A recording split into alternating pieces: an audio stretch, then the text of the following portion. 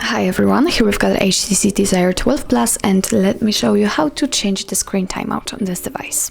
So first of all, let's open the list of apps and enter the settings.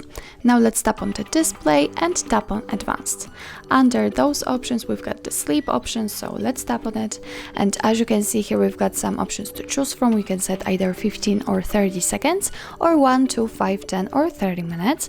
Now we've got 1 minute applied. In order to change it, simply tap on the time you want to use, for example 5 minutes. Just tap on it and mark, and as you can see it immediately changes, so it means that from now on, after 5 minutes of inactivity, this device will black out.